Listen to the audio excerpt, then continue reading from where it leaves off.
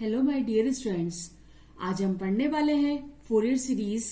तो सबसे पहले हम ये जान लें कि फोरियर सीरीज हम क्यों पढ़ रहे हैं। ठीक है, Fourier series is an infinite series. ठीक है, किसी फंक्शन का रिप्रेजेंटेशन है। एफ एक्स को हम रिप्रेजेंट करते हैं इन infinite series in the form of trigonometric functions. ठीक है, साइन एंड कोसाइन फंक्शंस। तो फोरियर सीरीज का एप्लीकेशन क्या है? सबसे पहले तो फोरियर सीरीज जो है वो पावरफुल मेथड है to solve ordinary and partial differential equations, particularly with periodic function appearing as non homogeneous term. Means जो ऑर्डिनरी और पार्शियल डिफरेंशियल इक्वेशन में नॉन होमोजेनियस यानी कि राइट हैंड साइड पार्ट होता है, अगर वो पीरियोडिक फंक्शन है तो उन इक्वेशन को सॉल्व करने के लिए फोरियर सीरीज जो है वो पावरफुल मेथड है। तो इसीलिए हम ये फोरियर सीरीज पढ़ रहे हैं। तो अब सबसे पहले उसमें हम देखते हैं कुछ बेसिक्स फोरियर सीरीज पढ़ने से पहले। तो पीरियोडिक फंक्शन क्या होता है वो सबसे पहले देखते हैं। A function is said to be periodic if f of x plus t is equal to fx for every x belongs to R and here t is any positive number। Means हमने क्या कहा, किसी function fx को, ठीक है, any function f of x is said to be periodic अगर ये condition satisfy करता है f of x plus t is equal to fx। ठीक है, x belonging to set of real numbers, t is any positive number, this t is known as period of the function fx। ठीक है, for example sine x cos x जो trigonometric function है हम पढ़ चुके हैं हमारे हाईएस्ट 11th-12th क्लासेस में, सीनियर सेकेंडरी क्लासेस में। Sine x cos x sec x cosec x are periodic function of period 2 pi. ठीक है, जैसे कि हम जानते हैं जो साइन एक्स का ग्राफ है हमारा वो इस तरीके से होता है, ये 0 π/2 पाई, 3 π/2 2 पाई एंड सो ऑन। तो 0 π/2 पे 1 जाता है, देन पाई पे 0 आ जाता है, उसके बाद 3 π/2 पे -1, 2 पाई पे 0। ठीक है, तो ये 0 to 2 पाई तक हमारा ये बना। उसके बाद ये 2 पाई से 4 पाई तक उसी का रिपीटेशन होता है। ठीक है, यहां से अगर इधर जाएंगे हम तो ये भी इसी तरीके से इसका रिपीटेशन होता है, यानी कि sine x plus 2 pi is equal to sine x for every x belongs to R. That is sine x is periodic function with period 2 pi. ठीक है, अब उसके बाद हम इसकी कुछ प्रॉपर्टीज देखते हैं।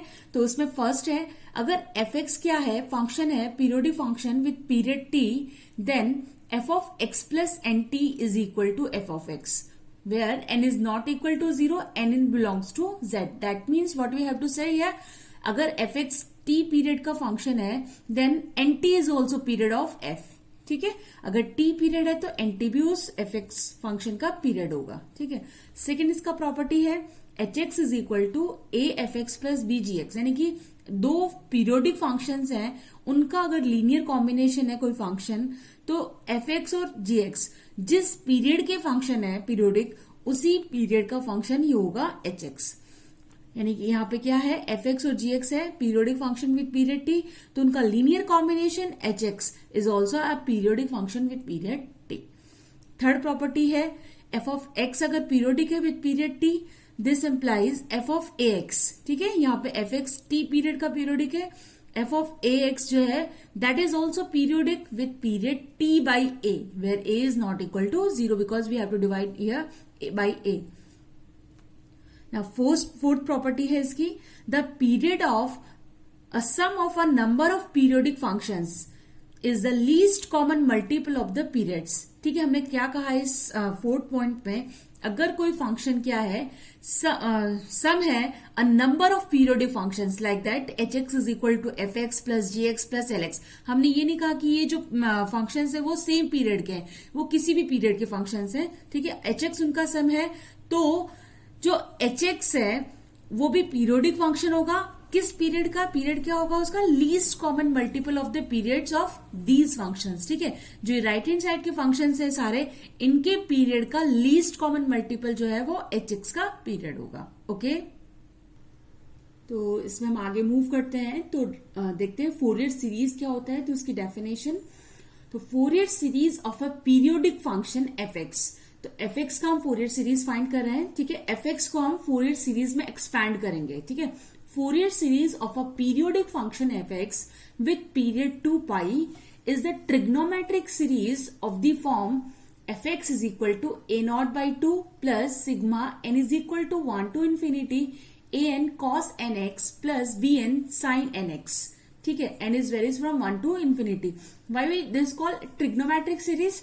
Because this series contains cosine and sine functions. Trigonometric functions ये कंटेन करता है, that is why is called trigonometric series. ठीक है, तो इनफाइनाइट सीरीज है, ट्रिग्नोमेट्रिक सीरीज है.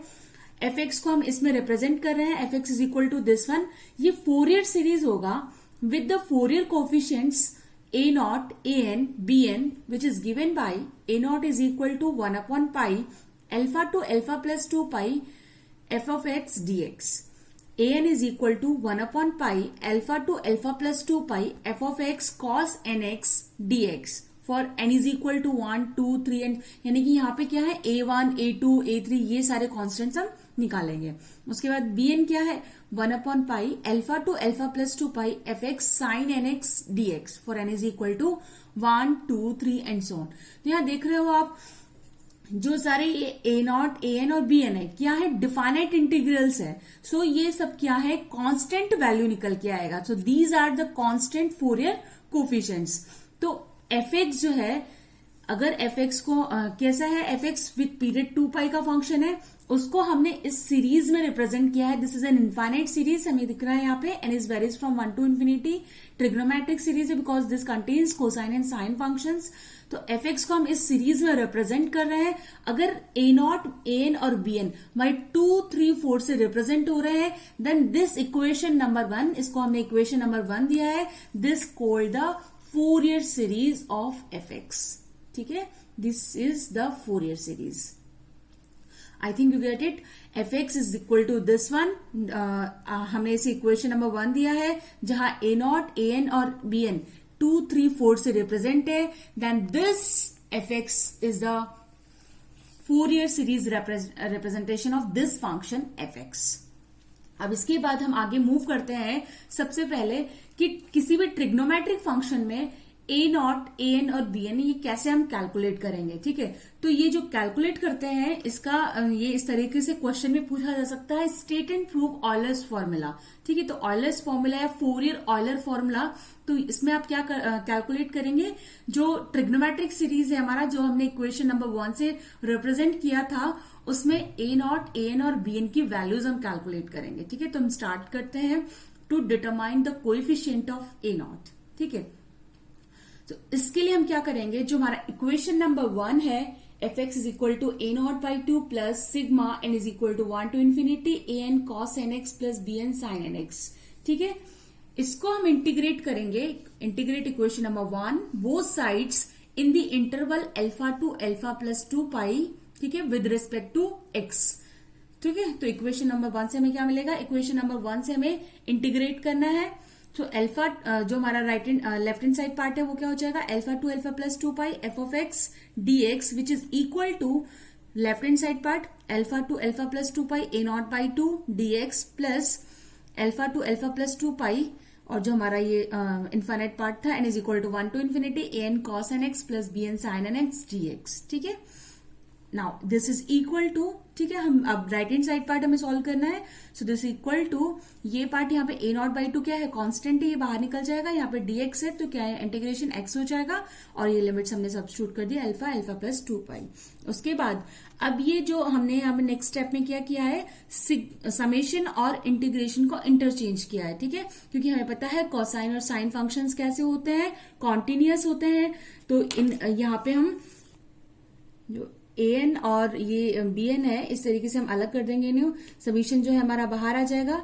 N is equal to 1 to infinity a n constant रहेगा, x के रिस्पेक्ट में हम इंटीग्रेट करना है. So alpha to alpha plus 2 pi cos n x d x plus b n again a constant. So integration sign के बाहर हम ले लेंगे b n alpha to alpha plus 2 pi sine n x d x. ठीक है, उसके बाद अब हम ये इंटीग्रेट सॉल्व करने के लिए हम जो 12th क्लास में पढ़ चुके हैं, ये इंटीग्रेशन की कुछ प्रॉपर्टी होती है डिफाइनेंट इंटीग्रल की, तो वो देख लेते हैं. यहाँ पे हमने लिखा है since alpha to alpha plus 2 pi cos n x d x is equal to 0. Similarly alpha to alpha plus 2 pi sine n x d x is equal to 0. ये किसके लिए, फॉर एवरी एन. ठीक है, for every N के लिए क्या होते हैं, 0 होते हैं. तो इन दोनों इंटीग्रेशन का हम इसमें यूज करेंगे। तो इन दोनों इंटीग्रेशंस का हम यूज कर रहे हैं यहाँ पे। तो प्रीवियस इक्वेशन जैसे आप देख सकते हैं यहाँ पे इसका जो सेकंड टर्म है यहाँ पे alpha to alpha plus 2 pi cos n x d x, तो ये इस इंटीग्रल के अकॉर्डिंग ये क्या हो जाएगा, इसकी वैल्यू 0 हो जाएगी, क्योंकि फॉर एवरी इंटीजर एन के लिए ये इंटीग्रेशन क्या है, 0 है। सिमिलरली ये second integration alpha to alpha plus 2 pi sine n x d x is also is equal to 0। ठीक है, तो ये पार्ट भी आपका 0 हो जाएगा। कांस्टेंट जो है वो 0 से मल्टीप्लाई होगा, that is equal to 0। bn जो है 0 से मल्टीप्लाई होगा, तो ये 0, यानी कि ये पूरा पार्ट हमारा क्या हो गया, 0 हो गई। यहाँ हम लिमिट सब्स्टिट्यूट करेंगे। तो नेक्स्ट स्टेप देखते हैं क्या आ जाएगा। So left hand side part था हमारा alpha to alpha plus 2 pi f x d x, वो एज इट इज हमने लिखा है, इज इक्वल टू, यहाँ पे हमने लिमिट सब्स्टिट्यूट कर दी, ए नॉट बाई 2 अल्फा प्लस 2 पाई, यहाँ पे ये था upper limit alpha plus 2 pi minus alpha. ठीक है, ये होगा तो अल्फा से अल्फा कैंसिल हो गया, तो ये क्या बच गया हमारा 2 पाई। ठीक है, प्लस 0 और 0, ये हमने देखा था कि ये 0 कैसे हो गए। ठीक है, अब यहाँ पे 2 से 2 कैंसिल आउट हो गया, तो ए नॉट की वैल्यू हमें देखनी थी, तो a naught is equal to, a naught हम लेफ्ट हैंड साइड पार्ट में ले गए, 1 अपॉन पाई, ये इधर चला जाएगा, alpha to alpha plus 2 pi f of x d x. ठीक है, तो ये हमें क्या मिल गया, ए नॉट। ठीक है, इक्वेशन नंबर 2।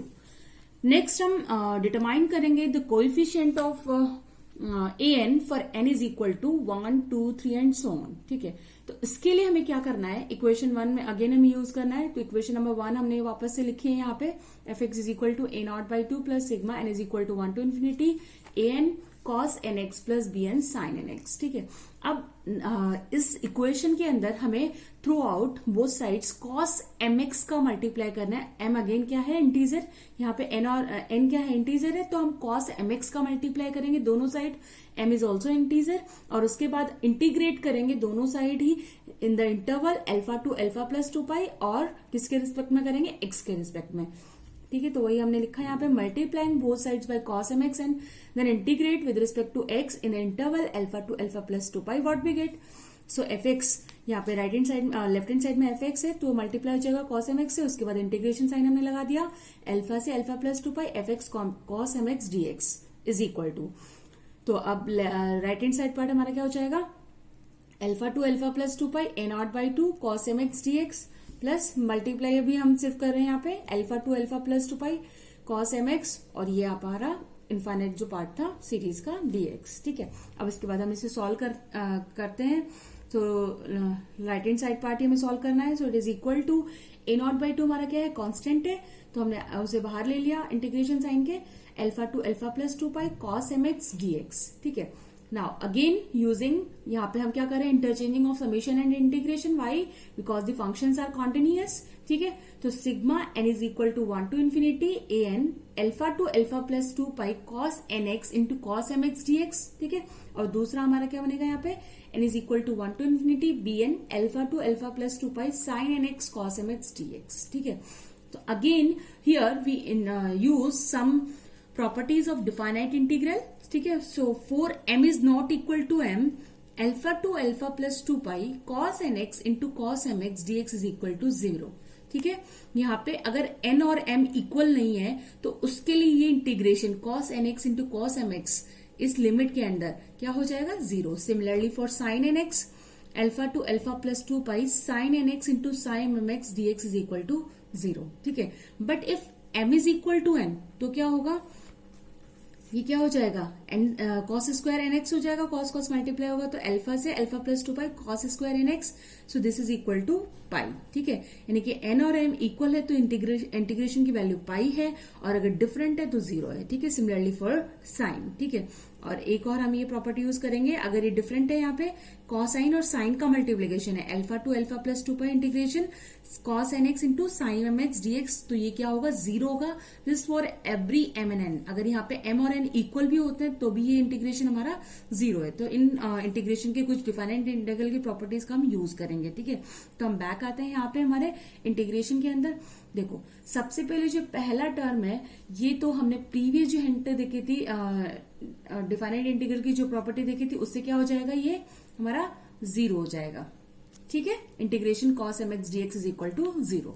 उसके बाद यहाँ पे देखो n is equal to 1 to infinity है ये, ए एन अल्फा से alpha plus 2 pi cos n x cos m x.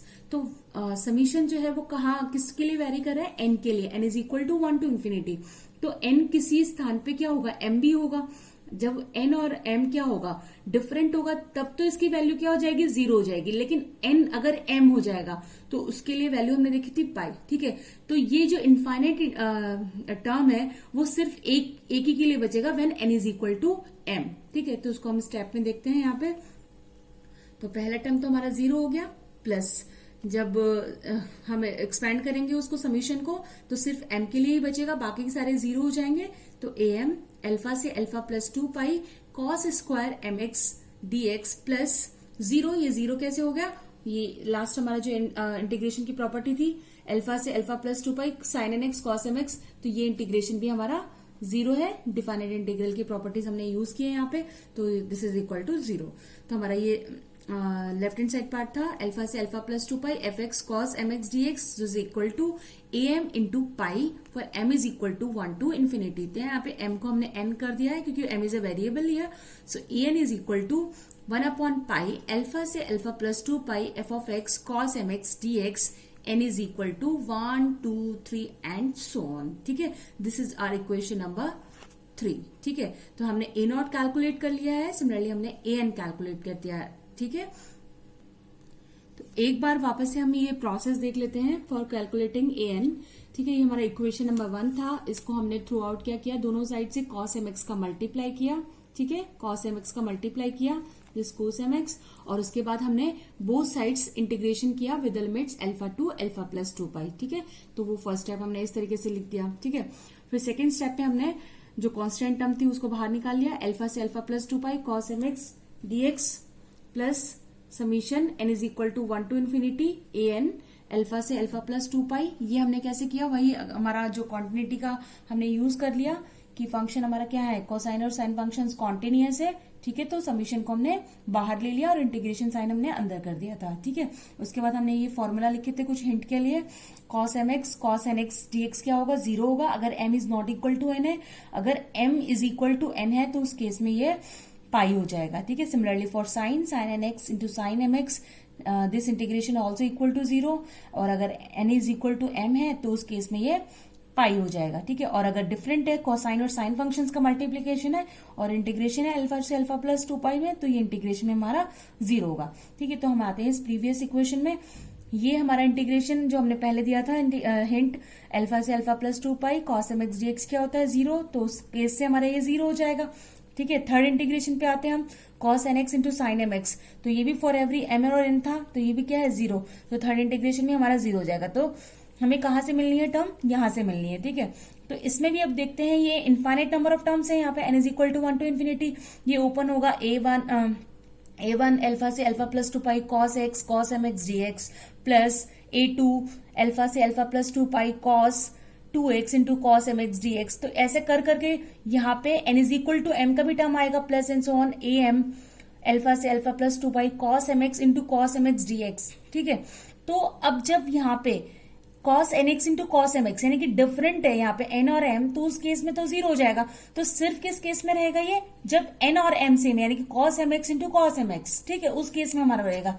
तो इसको हम यहाँ से कंपेयर करते हैं यहाँ पे, तो बाकी सारे हमारे क्या हो गए, a1 into 0 plus a2 into 0 plus and so on, ठीक है, बाकी सारे 0 हो जाएंगे। तो am वाला टर्म हमारा ये रहेगा और उसके बाद वाले सारे 0 हो जाएंगे, क्योंकि कॉस यहाँ पे जो है कॉस ये वाला जो है टपल इससे अलग आएगा, तो वो इंटीग्रेशन हमारा 0 हो जाएगा।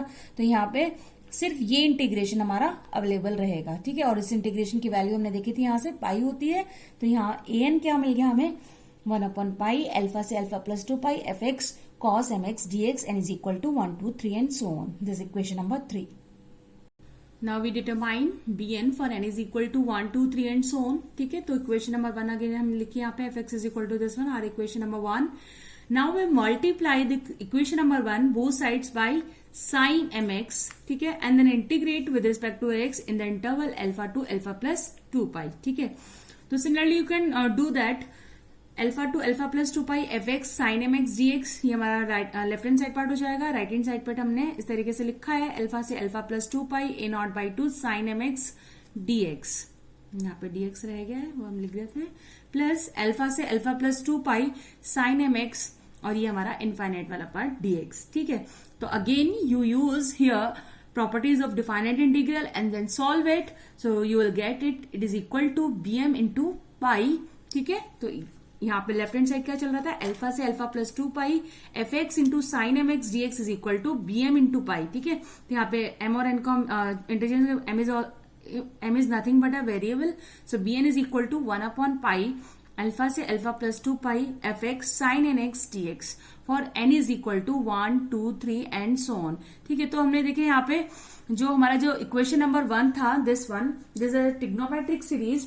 अगर यहाँ पे a नॉट की वैल्यू जो कि हमने इक्वेशन नंबर 2 से दी है, an जो कि हमने इक्वेशन नंबर 3 से रिप्रेजेंट करी है, और bn जो कि हमने इक्वेशन नंबर 4 से रिप्रेजेंट करी है, तो a नॉट an bn की वैल्यूज अगर ये हैं, then this equation number 1 is the Fourier series representation of this function fx। ठीक है, और ये जो a नॉट an और bn की वैल्यूज है, ये ऑलर्स फॉर्मूला के नाम से जानी जाती है। ठीक है, इसके बाद अब हम यहाँ पे, ये तो था हमारा फोरियर सीरीज हमने अभी तक समझा, ऑलर्स फॉर्मूला भी हमने समझा। उसके बाद जो फोरियर सीरीज, किसी फंक्शन को फोरियर सीरीज में हम कैसे रिप्रेजेंट करेंगे, इस पे बेस्ड क्वेश्चन हम जो है नेक्स्ट वीडियो लेक्चर में देखेंगे। तो आई होप आप लोग को समझ में आया होगा। अगर नहीं आया है, कुछ आपको प्रॉब्लम्स है, तो आप कमेंट सेक्शन में कमेंट कर सकते हैं। ठीक है, थैंक यू।